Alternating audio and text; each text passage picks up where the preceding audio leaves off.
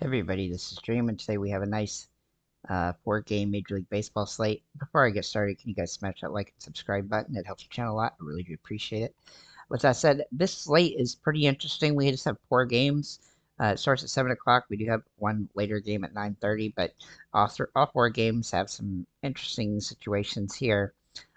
No rain, hopefully, today, which is nice, considering the fact the last 2 slates both had games that were rained out. Really messed up fantasy for a lot of people.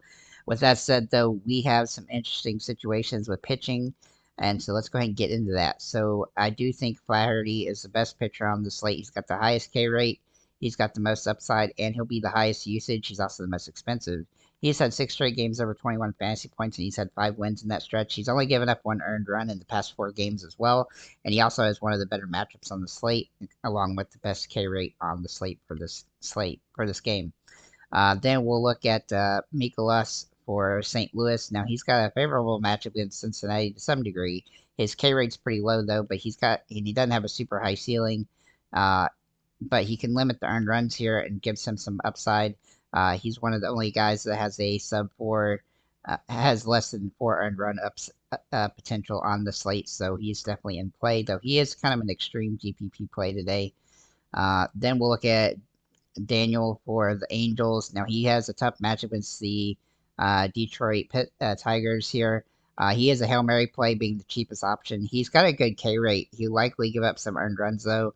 He's dirt cheap, and he's had 82 strikeouts in 76 innings and 14 starts in AAA, though the ERA was 5.33. So he's got a decent enough K rate that I think he can be okay here, but he definitely carries a lot of risk. That's why it's a Hail Mary play. Carlos Rodon is the GPP play today at with the second highest K rate on the slate behind Flaherty. He's had a string of 7 straight wins before the last 2 games. The last 2 games, though, he's really terrible. Hopefully, he can bounce back today in a somewhat tough matchup against Toronto and have a solid game here. With the K rate, that gives him the second best on the slate. That gives him some upside, and he won't be one of the higher owned options on the slate because he's going to be contrarian today. So he's definitely in play from that perspective, and he should be able to get a win today as well. Looking at Abbott for Cincinnati, he's an extreme GPP play today. St. Louis is a team that pitchers can do pretty good against a lot of times, and he has had 5 18 fantasy point games in the last 7, so he is definitely capable here, but he has struggled some in a couple games, and so he is a contrarian play as well, but he's a little bit pricey for his upside today, but he's in play. The bottom 3 pitchers, which are going to be Lively, Waka, and Barrios, are going to be the pitchers I'm going to be targeting the most today, fantasy-wise. They have tough matchups against teams that don't really strike out too much, and they have pretty low K rates, along with a not so great upside on the slate. But for GPP, for big penny lineups and stuff like that, you definitely want to utilize these guys some to get into to be different and do things to try to make crazy happen. So we do have 3 core plays in our lineup here. One will be called Paul Goldschmidt. The other 2 are Soto and Judge. Now, I don't necessarily think you need to use both Soto and Judge here, so just pick one of them. I do like Judge a little bit more, but I typically don't use expensive players, but on this slate, you can definitely get away with it. So it's definitely a viable strategy today to get one of those guys in there because they have a ton of upside today. Goldschmidt, meanwhile, just looks really solid as a player overall. So let's go and look at our catchers here. So the catchers today, the top overall play is Contreras for St. Louis. Now he's been pretty good this season when he's had the opportunities. He's been up and down though. He does have good fantasy output when he does get hits, and he has some home run upside today, so he's definitely worth a look. I also like Danny Jansen as a very good play for Toronto. Now Toronto is a riskier team today because they have a tougher matchup, but he's had some good games off and on. Now he hasn't been super consistent, but he does have some good power numbers today, so he's definitely worth a look from that perspective. And then Logan O'Hoppe for the Angels. He just looks really solid today. I know the Angels don't project very well, but he is probably my favorite player from the team today, so he's definitely worth a look on the slate. The top owned guys today, though, will be William Contreras, Austin Wells, and Danny Jansen. Wells is nice and dirt cheap. The low owned upside guy would also be Bo Naylor for Cleveland. If he draws a start, it will be somebody that you'd have to consider there. But there's a lot of guys at catcher today that look okay. When it looks at when you have Contreras, Perez, Hope, Jansen, Bo Naylor, and Austin Wells all have a lot of potential on the slate. So it's a very deep position on for such a small slate. For at first base today, we do like Goldschmidt the best. He's priced nice and fair today. He's had some really good hitting lately, and he has some nice upside on the slate, especially with the home run potential. Vladimir Guerrero Jr. is a contrarian play today. Now he's been absolutely phenomenal lately, and he's hitting the ball very well right now. Lots of home run upside, and so he's got a pretty decent matchup here, though it is tough. He's probably my favorite play from Toronto today.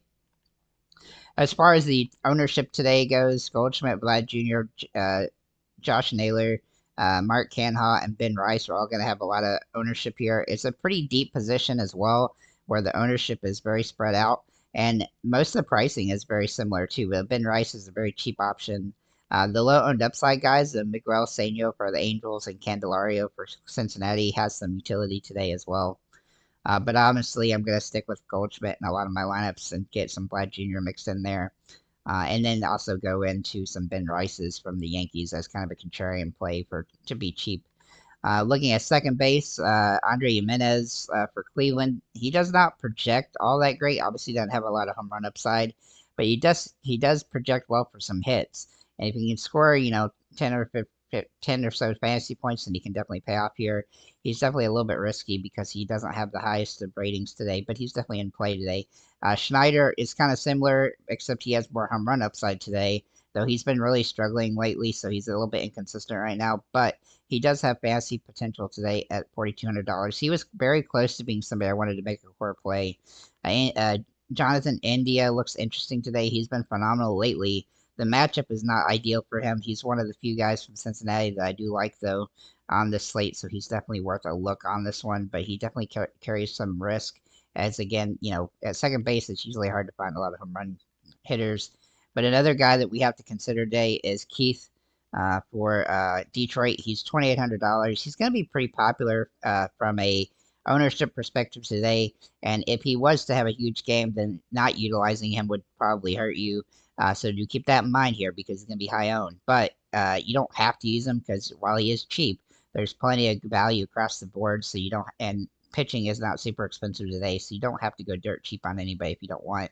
When it comes to the ownership at this position, Colt Keith, Andre Jimenez, Schneider, and Jonathan India will be there. And then the low owned upside guy is Michael Massey. But yeah, Berman and Garcia also have a little bit of upside there from that position as well. Again, another deep position. For a small slate like this, it's really, the pitching is pretty rough, as that's kind of what we're seeing here. But there's a lot of guys that have some potential today. Looking at third base, this position is pretty short stacked here. We basically have Justin Turner as our top of our play for Toronto. He looks the best for this position by quite a bit, which isn't saying much because he's a pretty weak option.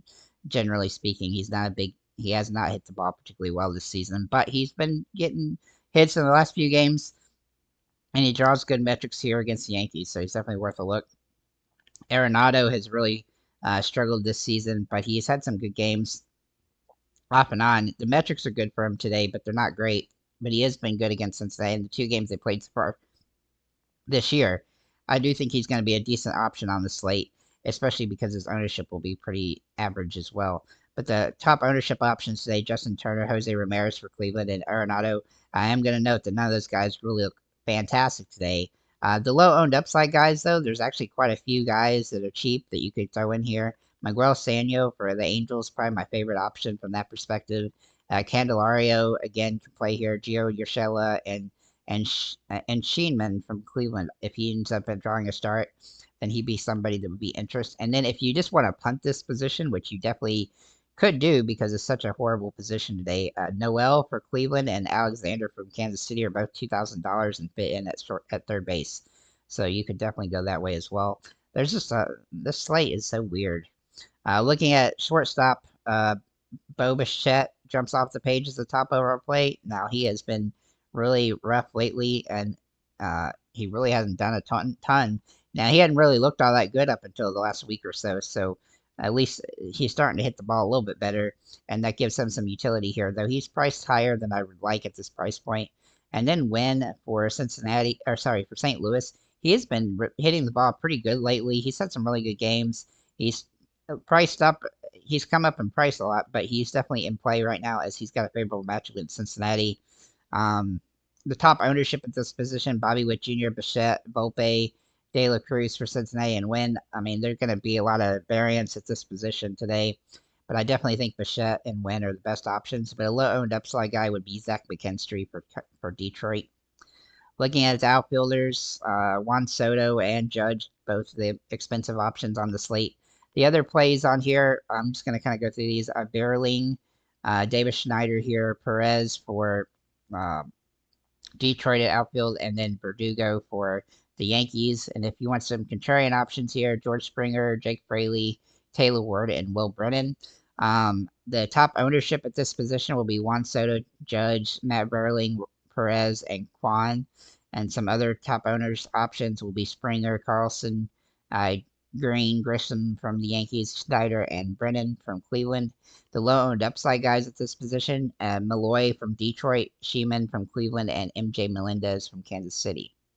Overall, I think the slate is going to be pretty rough because it's going to be small like this, and you're going to have to do weird things to try to get wins here. But there's definitely lots of ways you can go about it. I think that you're going to want to diversify your lineups and try to stack teams up.